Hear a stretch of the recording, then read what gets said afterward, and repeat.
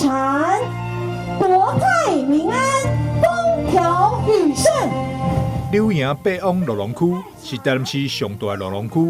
区域内有饲着8441只灵牛，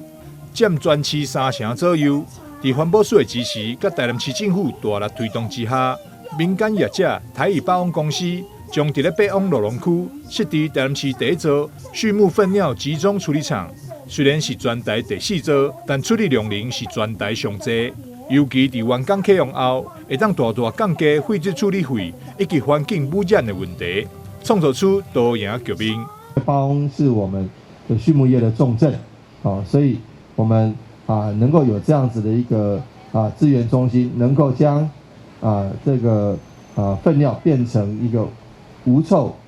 没有异味又可以作为肥料使用，这真是非常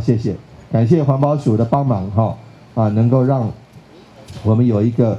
这个很好的一个算是一个示范在台南。我们也希望借着这个机会，让我们畜牧业跟我们的民众能够更好的同时存在。以前就是把它排到河川里头，然后造成河川的污染，所以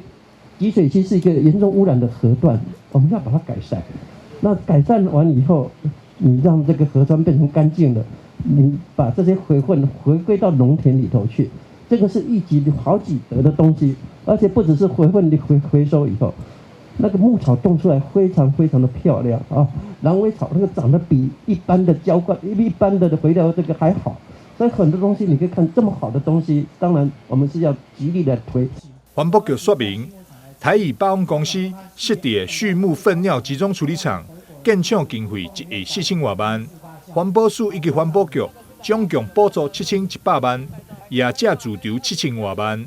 将会当处理北往鹿浪区21间畜牧场，每工大约327公吨粪尿废水。日后将会再办第2期工程，届时北往鹿浪区53间畜牧粪尿废水将会当专属拿来处理，而且处理后的沼渣、沼液会当作为肥料，更会当生产沼气作为发电用途，迈向循环零废弃的目标。